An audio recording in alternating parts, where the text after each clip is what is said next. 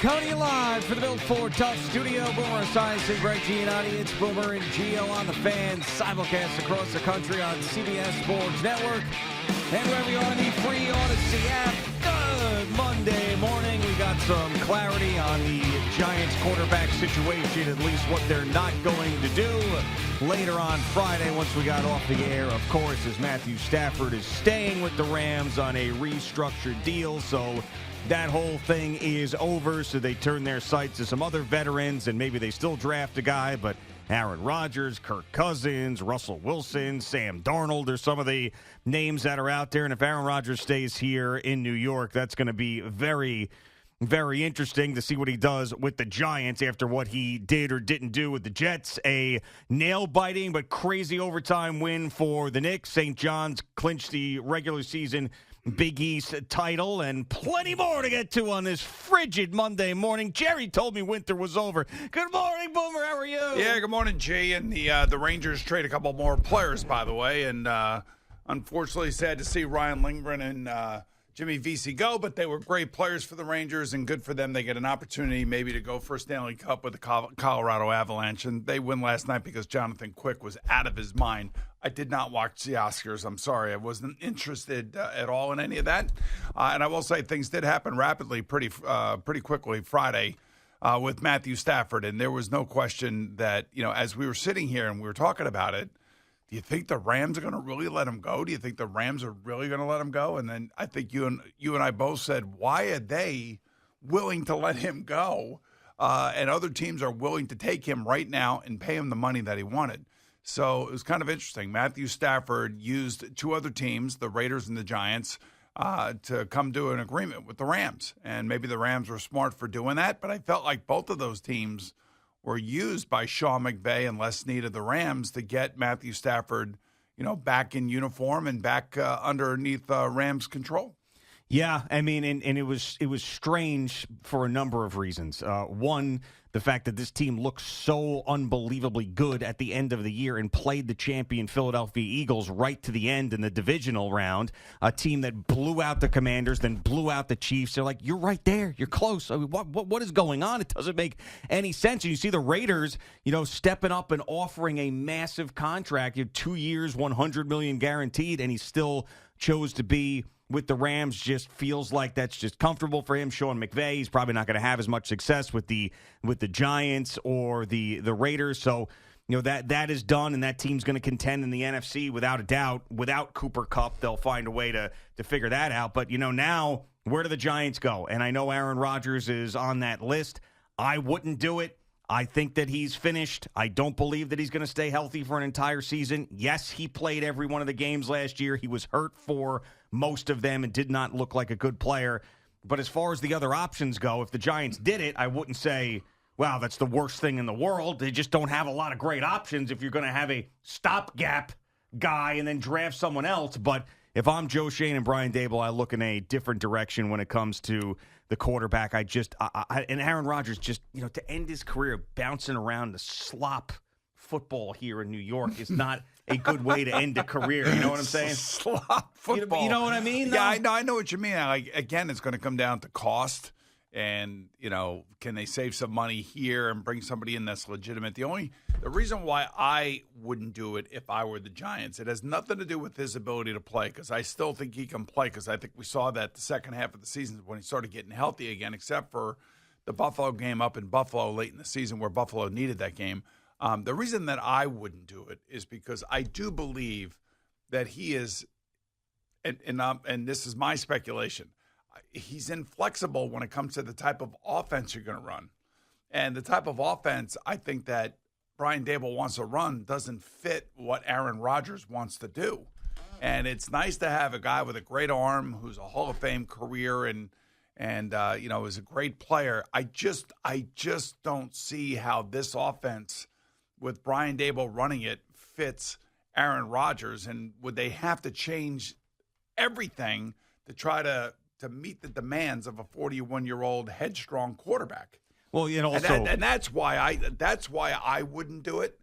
But I also understand why they may do it, because they may have no other options. And if they're trying to save their collective jobs and they do draft a young quarterback, then it is a pretty good option to have in terms of selling it maybe to your fan base, to your sponsorships, that, hey, we have one of the most popular players in the league, under center for us. So on one hand, I understand why they would consider it and why they may do it. And on the other hand, I'm telling you why I wouldn't do it.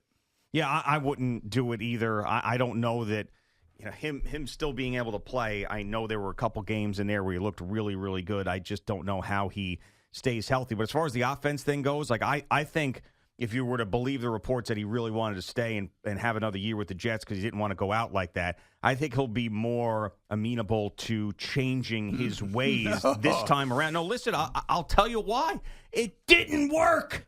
And he's 100 years old, and he doesn't want to end like that. He can't dictate the terms anymore. He can't. He could dictate the terms when he came from Green Bay. He can't dictate the terms now. I'm just telling you that it's real. I mean, in this situation, it is really hard to teach an old dog new tricks. And I know that's it's easy to say that. But I see it that way. When Tom Brady went to Tampa Bay, and Tom Brady was still at the height of his game, especially that last year when they made the playoffs, but they didn't make it to the Super Bowl. I mean, he was calling, 50 pass plays a game, doing it his way. Like, you have to understand, these guys have lasted so long that they've had so much success that it is really hard this late in their career to tell them, oh, guess what? We're going to be running RPOs. Well, no, we're not going to be running RPOs with Aaron Rodgers. No. I can tell you that. No, of course not. Which is what Brian Daboll loves. He can't. But he knows he can't do that with Aaron Rodgers. It has to be somewhat of a meeting in the middle. I think that Aaron Rodgers is smart enough to say, all right, if I have to go to a team that wants me and not a lot of team wants me, I can't go in there and tell everybody how to do everything again. I can't. And he knew that. If he wanted to stay with the Jets, it was a brand new offensive coordinator, a brand new system they're bringing in, young guys, everything else. He couldn't walk in there and be like, okay, this is how we're running the offense. And he knows that at this point. It would have to be a meeting in the middle. I think the bigger problem with Aaron Rodgers and the Giants is Brian Daboll's personality. With Aaron Rodgers, if things aren't going well, the two of those guys are going to be screaming at each other. But that's part of it. I mean, that's he is going to be an inflexible guy. Like, I could see him more now. I could see him more, with Pete Carroll than I can with Brian Daboll. Yeah. And I don't know. I don't know where the Giants turn. I mean, I know that they're having these discussions. All the reports are out there. Again, I can understand why they're discussing it. I can understand why they would consider it.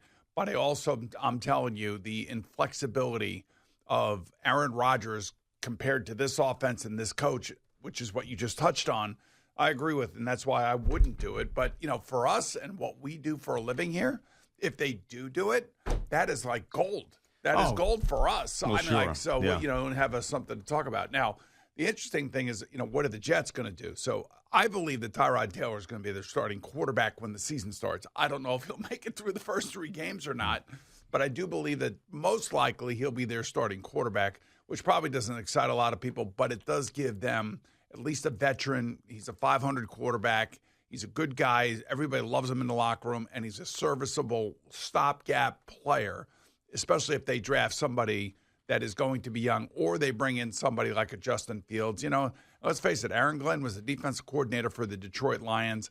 He has seen Sam Darnold. He has seen Justin Fields. He has seen all these guys that came through the NFC North. So maybe that's where they go to or they look at. And it's not going to be Sam Darnold, of course. But I would say this whole notion about Sauce Gardner and Garrett Wilson getting contract extensions, throw that out the window. I'm telling you right now, the Jets have 2 years of control on both of these players. And the fact that they want contracts doesn't mean a hill of beans to anybody. And the fact that Darren Muji was asked this at the Combine, and he gave some innocuous answer that really was just a word salad. Like, we want young players. We want to keep our young players, but we don't have to do anything with these contracts, regardless of what these young players want and regardless of what they've already accomplished. The team has them for 2 more years. They have them for their final year of their rookie contract and their 5th-year option. If they want to sign contracts right now, they are going to have to take a lot less money, which means if they go on and have actually really good the next 2 or 3 years and they sign the contract now, in 3 years they're going to be pissed because they're not making what everybody else is making at that point in time. So, unfortunately for those two guys, regardless of whether or not they want new contracts, you think they deserve new contracts, they're not getting new contracts unless they take significantly less money and there is a discount for the team over these next 2 years, and then pushes it out maybe another 3 years. That's the only way I could see them getting new contracts. So this whole notion about they want new contracts, everybody, hey, look, Jamar Chase wanted a new contract. Justin Jefferson wanted a new contract. What do they have to do? They had to play through their fifth year. Well, yes, and also those guys have accomplished so much more than Garrett Wilson has. And you could talk about, well, they have better quarterbacks or this or that. I mean, those guys are the best in the game. 1, 2 in whatever way you want to put them. Garrett Wilson isn't anywhere near that. Even when Aaron Rodgers came in and was playing well, Garrett Wilson wasn't someone that he was looking at first. It was all about Davante Adams when Davante Adams got here. The only type of player that's going to get a new contract after his third year, if he continues to play the way he played this year, I don't know if C.J. Stroud will have it in Houston. He may get it in Houston if he has a great year in his third year, would be Jaden Daniels. Or maybe Drake May if he leads them to the playoffs this year, that they'll do something after their third year just to kind of hold down the overall enormity of the contract, especially when those guys, if they have success, get to their contract years. But the fact that, you're thinking that, like, Sauce Gardner's been an all-pro twice. That's great. He had a terrible year this year. And, he's got to come back and he's got to have another all-pro year. He's got to show that he could be a leader on defense. And then maybe, just maybe, you consider ripping up that fifth year or using that fifth year as a springboard to maybe a 4-year contract extension. But nobody is getting contract extensions right now. They might as well just forget about it. And then, and then it's up to them to, again, show the Jets that they do belong here long term. So I don't see those contracts coming at all. Yeah, another one of these things where it says, the Jets are, looking for trade partners with Davante Adams. When a team is going to release a guy, no one is trading for him. Davante Adams is not coming back here to the Jets. Especially if you trade for him, you gotta pay him $38 million. Yeah, I mean, I don't understand why they're even trying to do that. Just release the guy, and that's the end of it. And by the way, Monday at noon, a week from today at noon, is when the free agency starts. It's that legal tampering period. I don't know why they still even bother with that whole thing. That's exactly when all the names start flying around, right at noon. And you start seeing those contracts coming in. And that's when all these players, they want to be released. Believe me, Davante Adams, unless Davante Adams or the Jets come to him and say, who would you like to go play for? Who out there would you like to go play for? And maybe we can get this thing done before free agency. And maybe a team that would be willing to trade a 7th-round pick for him or something like that. Because there's no reason to trade for him. And maybe they're trying to get an extra pick here or there. I mean, it's not shocking that Deebo Samuel only got a 5th-round pick back to the 49ers because of the amount of money he's owed. Yeah, and I know that people are lauding that, and, oh, man, Deebo Samuel's going to this team. He's got Jaden Daniels and Terry McLaurin. I don't know that Deebo Samuel is ever going to be the player that earned that big contract. I mean, he was one of the most electrifying players in football prior to getting that deal. He looks slow. He looks bigger. Hopefully he can get back for the Commanders' sake, back to where he was, but I don't look at this as that much of a coup like everybody else did. Like, oh my goodness, this is the greatest deal in the history of the world.